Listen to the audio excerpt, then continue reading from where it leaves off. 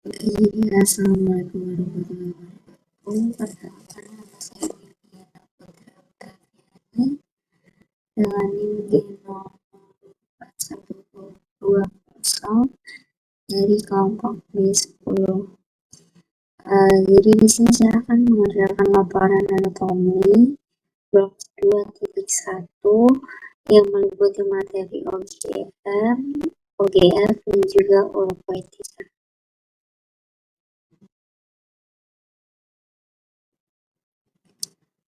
Jadi laporan yang pertama itu mengenai organa genitalia maskulina yang membahas mengenai mekanisme ereksi dan juga ejakulasi.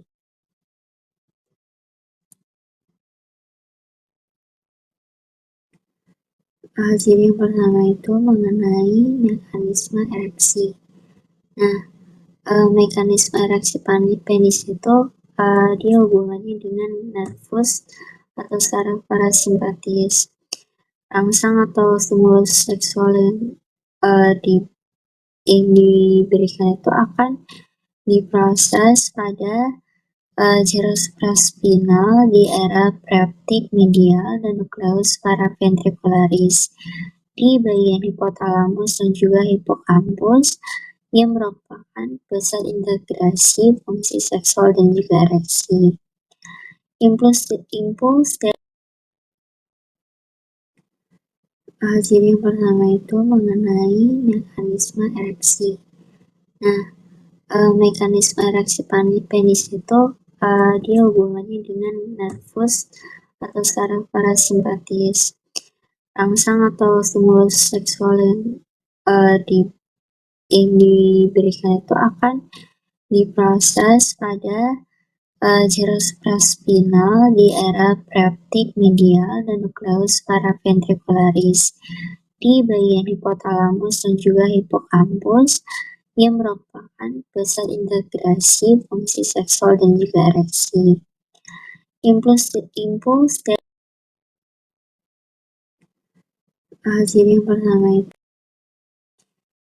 jadi mekanisme ereksi itu reseptor aferan yang berupa nervus dorsalis penis kita akan membawa rangsang menuju sentrum segmen sakralis 2 sampai 4.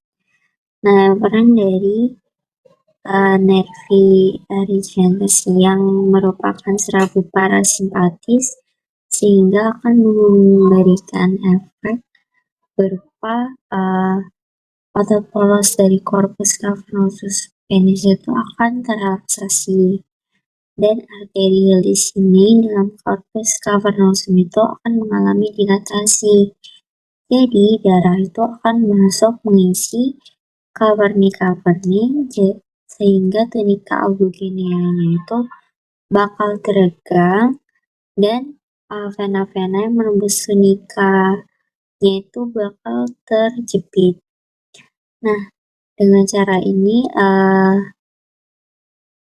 jaringan erektil tuh bakal dihambat sehingga ada tekanan internalnya tuh akan meningkat juga dan tetap dipertahankan dalam keadaan demikian. Nah, karena itu panjang dan juga diameter penis akan bertambah ketika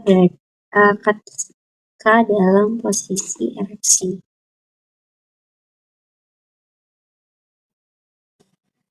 Yang lain itu ada mekanisme dari ejakulasi. Nah, ejakulasi itu dibagi menjadi 2 tahap. Yaitu yang pertama itu tahap emisi dan juga yang kedua itu tahap ejakulasinya. Nah, kalau emisi itu substansi ejakulasi dari organa genitalia maskulina interna itu bakal dibawa menuju ke uretra. Terus kalau ejakulasi itu substansi cairan semen itu bakal keluar dari ostium uretra eksterna. Reseptor aferan oleh nervus pudendus centrum akan membawa rangsang menuju segmen lumbala 1 sampai 3. Nah, pada saat proses emisi, dinding ductus deferens otot kelenjar vesikalis dan juga bulbo uretralis itu bakal berkontraksi. Sphincter dari vesika urinaria itu juga bakal berkontraksi. Nah, proses ejakulasi ini menyebabkan kontraksi dari arteri Helicini sehingga bisa mengalirkan darah ke venula dan ditambah dengan kontraksi musculus bulbus spongiosum dan juga musculus ischiocavernosus sehingga ada dorongan mekanis untuk mengeluarkan cairan semen dari uretra. Selanjutnya itu ada laporan kedua itu mengenai materinya mengenai organa genitalia feminina. Topik yang dibahas itu mengenai anatomi organa genitalia yang eksterna.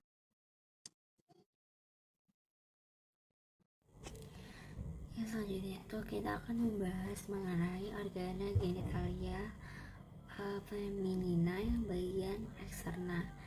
Nah, organa genitalia feminina yang bagian eksterna itu ada beberapa struktur. Yang pertama itu ada mons pubis, terus ada klitoris, terus ada labia mayora, ada labia minora, terus ada vestibulum dan juga ada glandula vestibularis mayor. Nah, mons pubis sendiri itu merupakan area kulit yang menonjol yang menutupi simfisis os pubis dan ditutupi oleh pubes. Pubes itu rambut di pubis gitu. Terus yang klitoris itu dia merupakan organa erektil yang homolog dengan glans penis pada pria.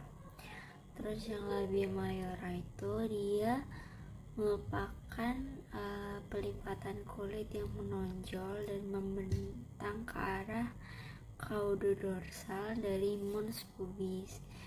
Nah, labia mayora ini dia homolog dengan skrotum pada pria. Ke arah anterior dan posterior, labia mayora dexter sinister akan saling membentuk commissura labiorum anterior et posterior.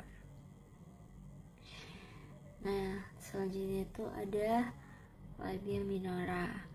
Nah, labia minora ini merupakan pelipatan yang tidak mengandung lemak dan kulit yang tidak berambut. Dia terletak di antara labia mayora.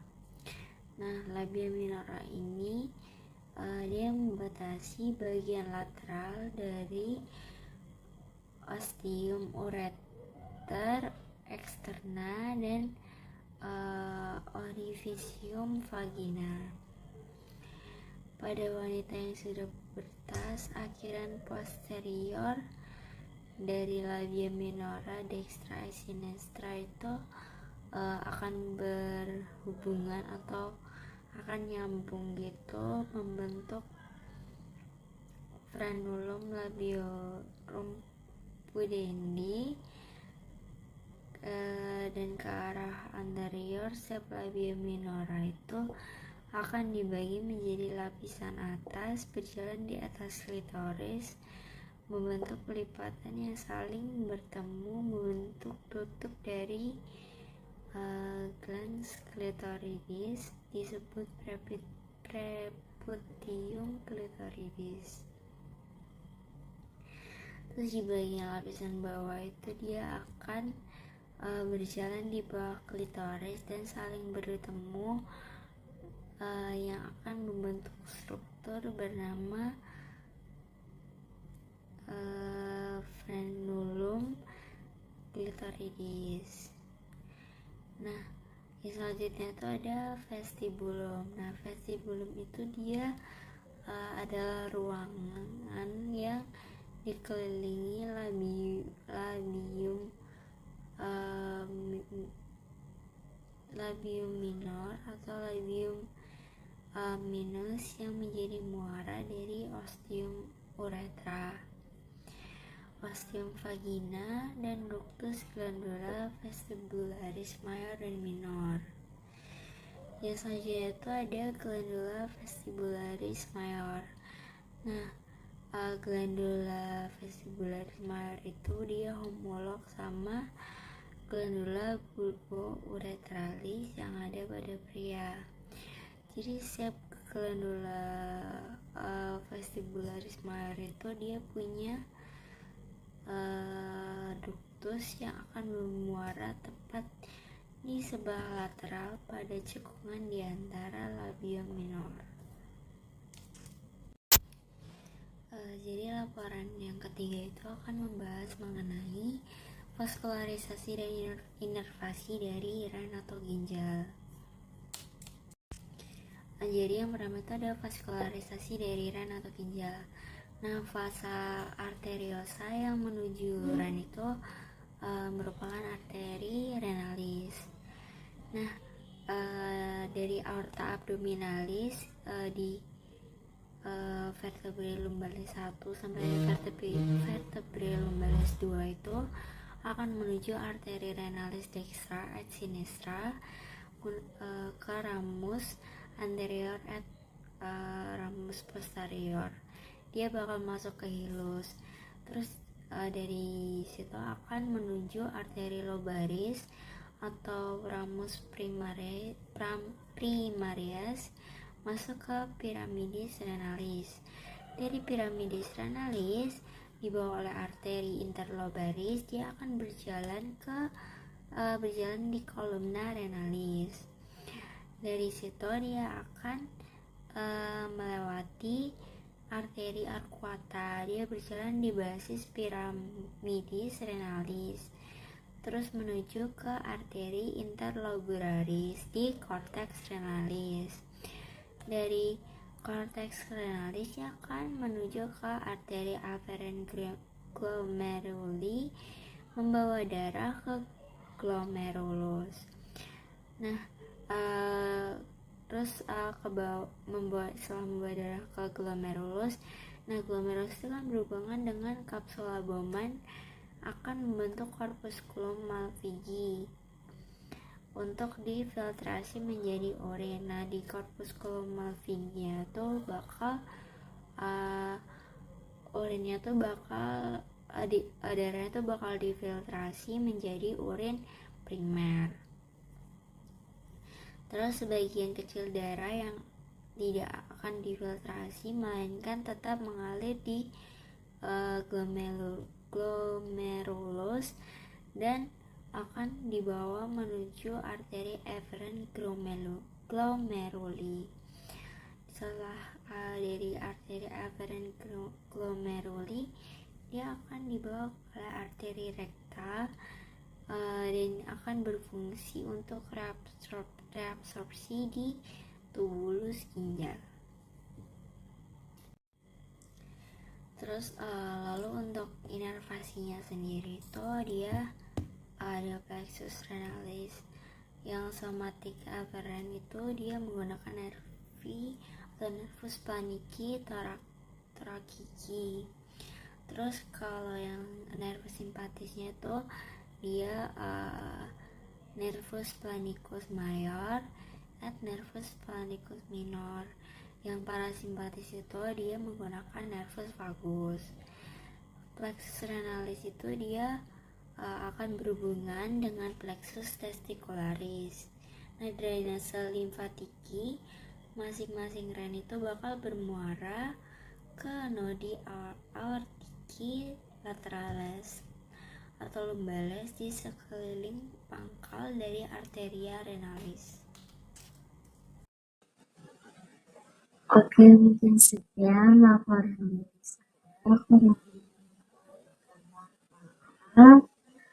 Assalamualaikum. Assalamualaikum warahmatullahi wabarakatuh.